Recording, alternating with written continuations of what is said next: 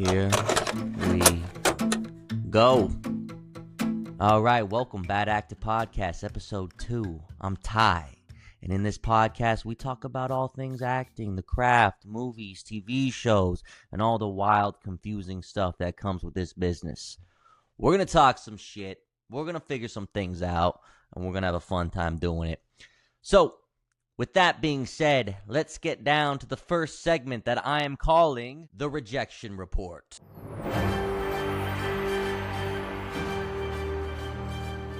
The year is 2021.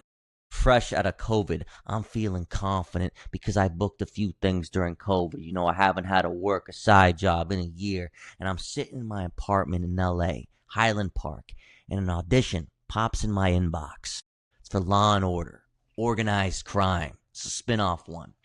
Top of show, reoccurring guest star. That means that I'm going to be one of the main villains in multiple episodes, and my name is going to be in the opening credits. So I get this audition, and I'm like, oh, shit. This is it. This is the one.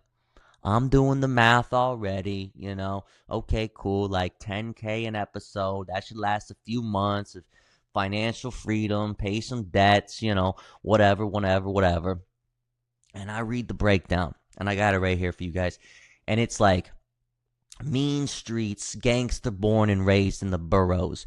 Young, but with the formidable presence. Sharp, arrogant, violent, entitled, unpredictable, smartass, fearless, misogynistic, insecurity masked by brash, unapologetic bravado. Says and does whatever he pleases with a second thought. This is Luca Veda. So as an actor, you see all that shit, and you're like, okay, well, I gotta be all those things, right? And of course, me being a young actor, I'm like, say less. You gave me all the stuff already, man. You gave me all the persona right there. I'm about to crush this tape.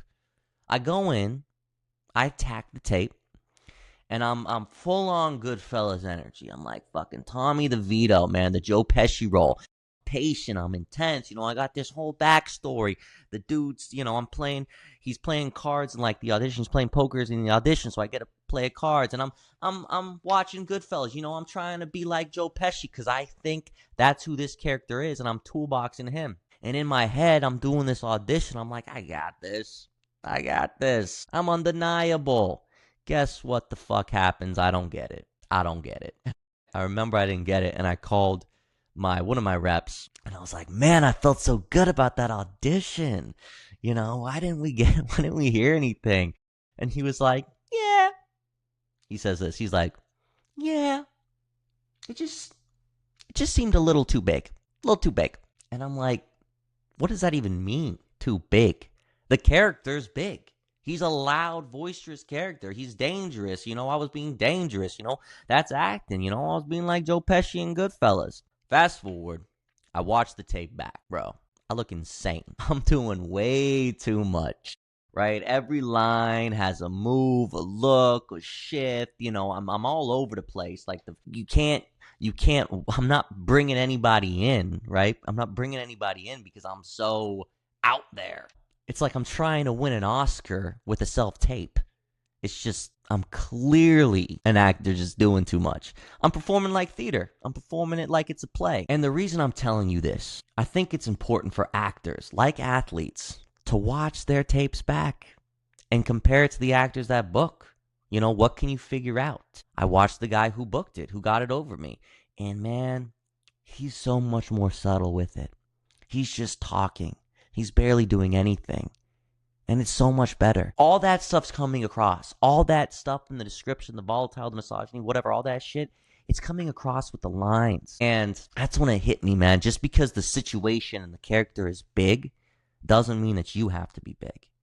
You know? And also, don't get fooled by the breakdown. I got completely fooled.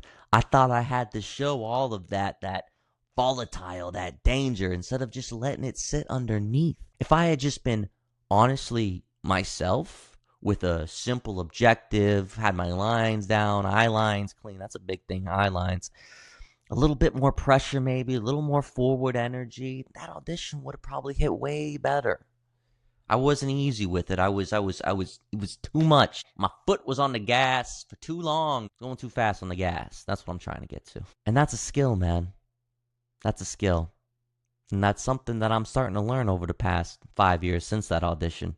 But most actors, man, tell you the truth, they lose those jobs because they think they're not good enough, but it's really because they're trying to prove too hard that they are good enough. The camera doesn't reward that. It doesn't reward that effort. The camera, it rewards subtlety. It rewards the truth. So, yeah, that was a 10K lesson. Rejection report. Anyway, all right, guys, with that down, let's get down to the main topic that I want to discuss today. And that topic is AI and acting. AI and acting. Actors, creators, lend me your ears. AI is here and it is big. It's big and it's not going anywhere. It's going to change the game in a big way. And I'm going to tell you the truth. Truth simple. The world has changed. That's it. And it's going to continue to change. So you can either look at it, you can look away. And for a while, I was looking away. Now I'm not. And I'll tell you what happened. I'll tell you kind of what changed my perspective. I feel like I have a pretty healthy perspective about it now, but I'll tell you what changed it. So this year I got scared, like actually scared.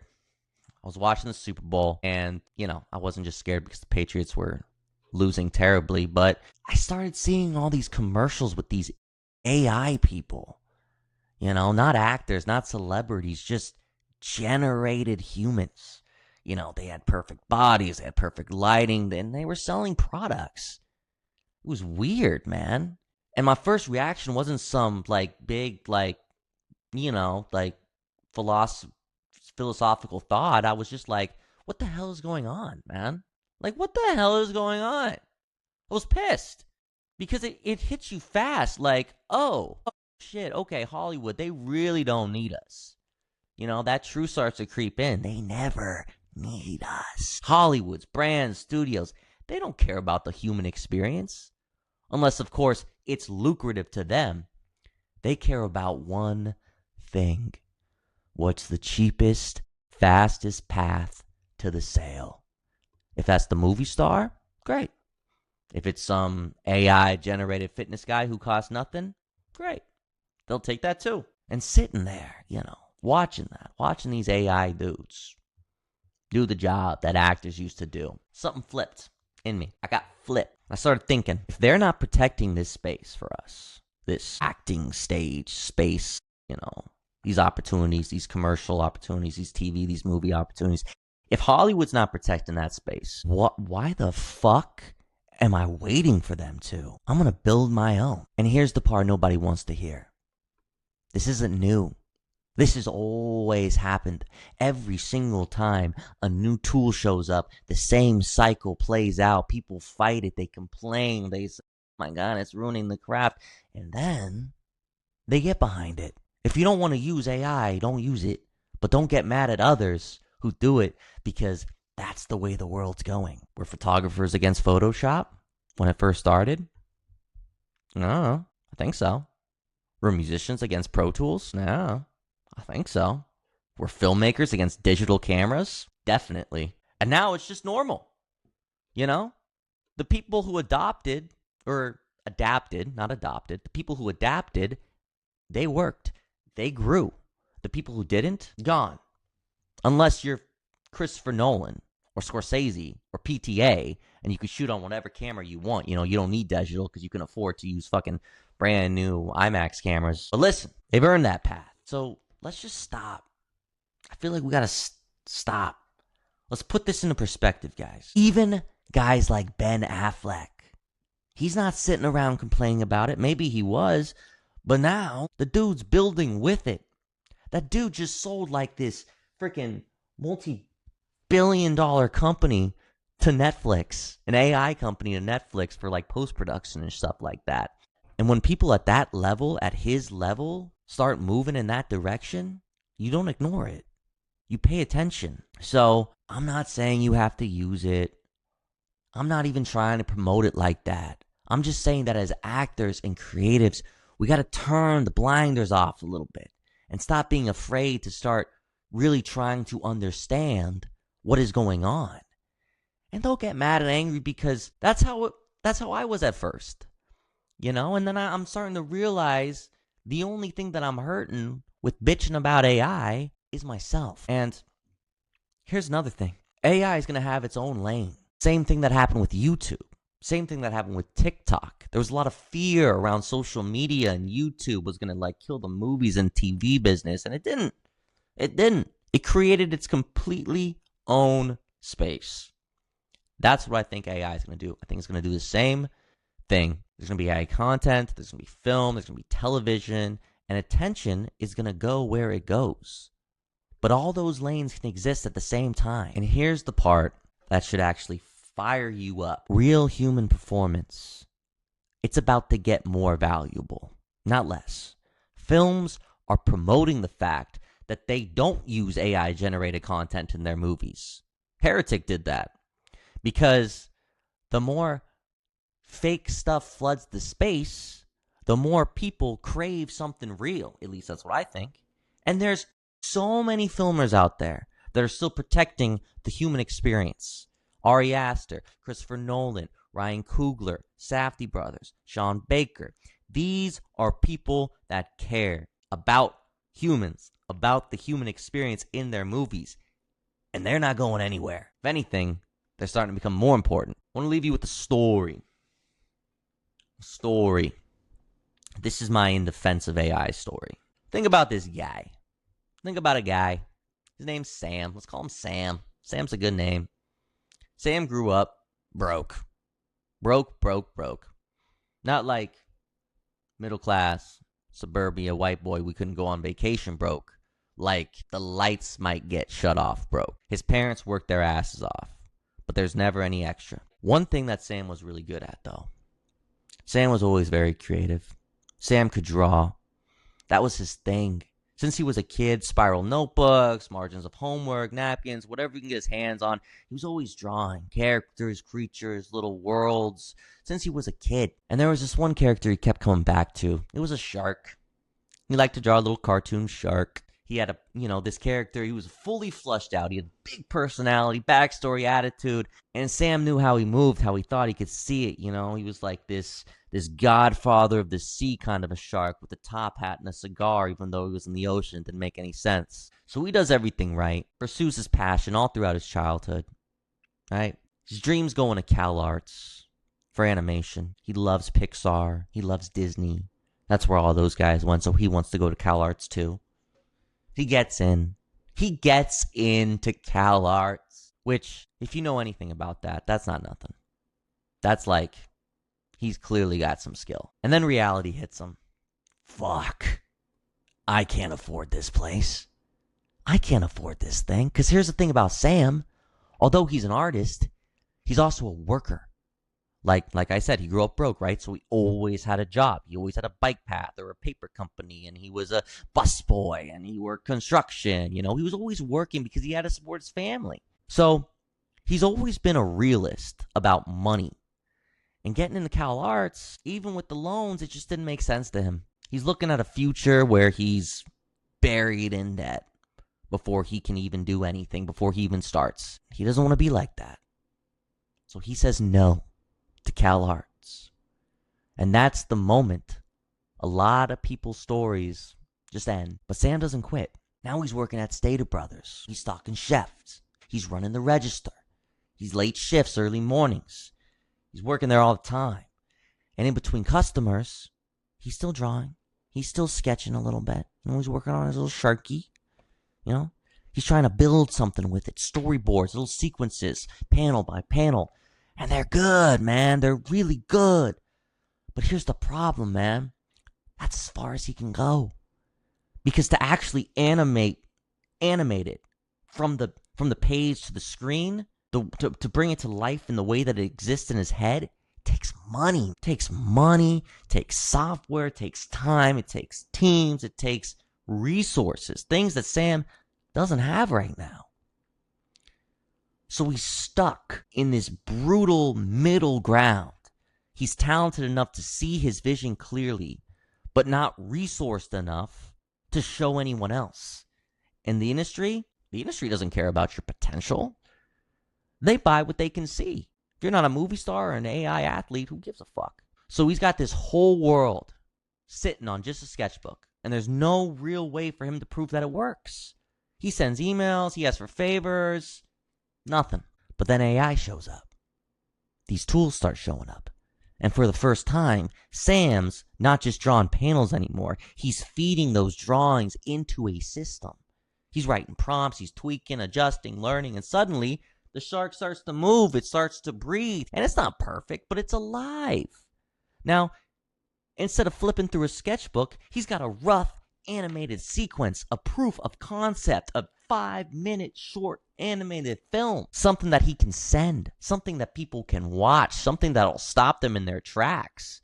And maybe that's still not enough, but it's closer than he's ever been.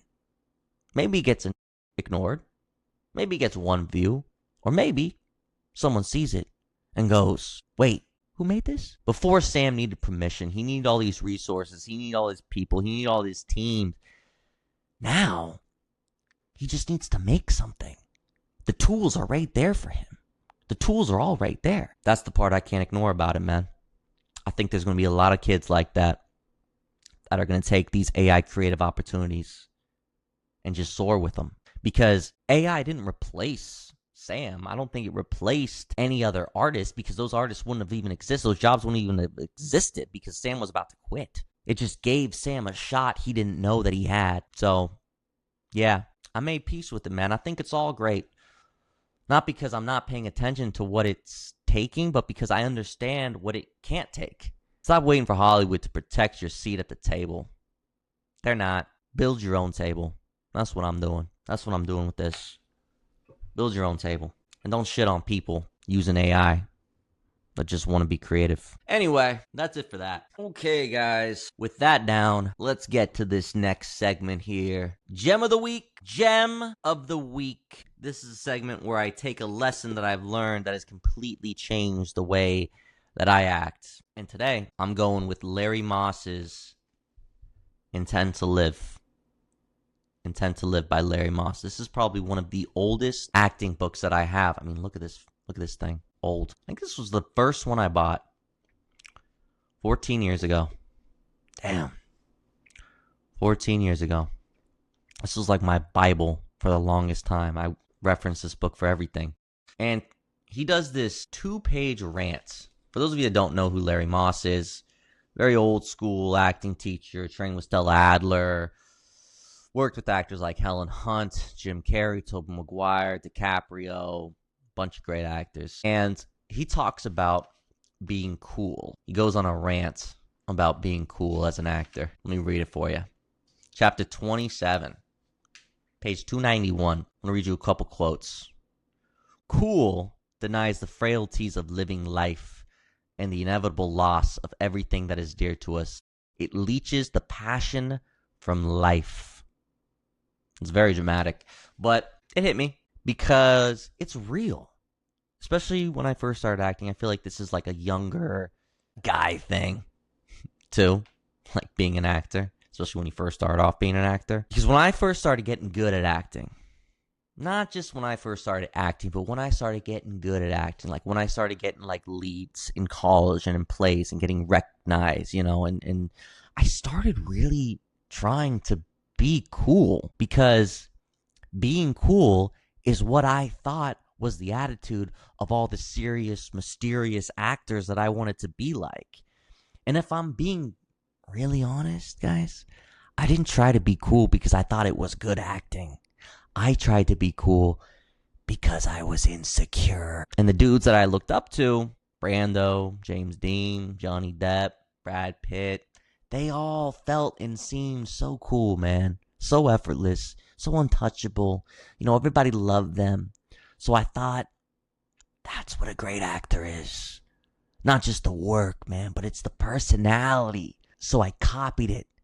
I was cool, I was in control, I was mysterious, my walk, my talk, I smoked. I wanted to give this attitude of I don't give a fuckness everywhere I went until I'm on stage, of course, and then everybody watch out. The next Brando is about to come. I had a big ego. I had a big ego. And that's what cool can do, man. That's what trying to be cool can do. It turns into a mask, man. You stop expressing and you start like protecting yourself. And that reads, man. You don't think it reads, but it reads. Cool doesn't come off as powerful. It comes off as distant and honestly probably a little scary, like the guy sitting in the back of class thinking he's above it, waiting to impress everyone with something he's already practiced for 3 hours in the mirror. Come on, bro. That's not confidence. That's fear. Moss talks about actors like River Phoenix, man. God rest his soul, dude. Dude wasn't cool, man. He was just hurt. I'll read you this other thing. River Phoenix, God rest his soul, in Rob Reiner's beautiful film Stand By Me, revealed the anguish of childhood so movingly and memorably that we held our breath as we watched him. That little boy was not cool. He was almost unbearably human, and the sad fact that he got involved in the wrong lifestyle ran from his inner feelings that were obviously so intense and painful to him that he ended his life on a sidewalk, his body filled with drugs, in his testament to the tragedy of trying to be cool. Damn. So now, if I'm being honest with you guys, I don't give a fuck about being cool. I'm not trying to be cool. I'm just trying to be honest. Even if it's messy, even if it looks bad, I am who I am, and I don't give a fuck who I am. I'm crazy and I'm weird, but I'm also a serious and dedicated person. So, like Larry says, man, for fuck's sake, be hot, be mad, be witty, be loving, be heartfelt, be sunny, be fiercely cold, but Jesus, don't be cool. Gem of the week. All right, guys, in the last segment of today's show is the performance of the week. Performance that I watched this week that I absolutely loved. And I gotta give it to him. I gotta give it to the man, Anthony Starr, in The Boys as Homelander. No spoilers here. I'm not going to give you any spoilers, but if you haven't seen The Boys, it's basically a show about what would happen if superheroes had zero moral compass and were just like insecure little babies who only cared about themselves and their own sick, twisted desires. And Anthony Starr in it, dude, he's the worst one of them all. He's like Superman. If Superman was like insecure and violent and had like a milk fetish. But he's having so much fun playing his role, man.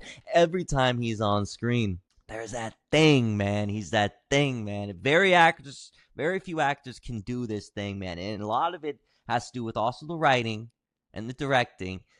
But there's this constant sense of danger and unpredictability. Like you genuinely don't know what he's going to do next. You are on the edge of your seat thinking like, my God, this dude's about to lose his shit. And because he basically is Superman, right?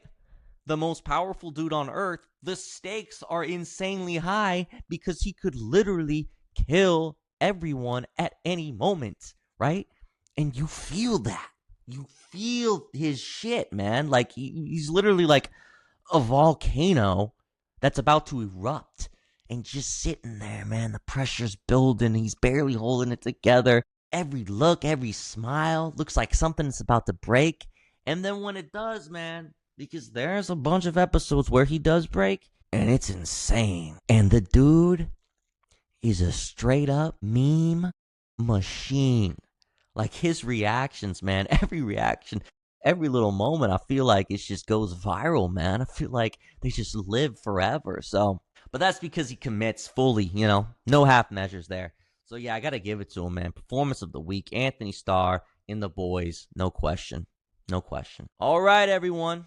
And that is it for the second episode of Bad Actor Podcast. Thank you so much for listening, for tuning in. We're going to be doing new episodes every Wednesday. So please stay tuned for that. And until next time, my friends, I'll catch you later.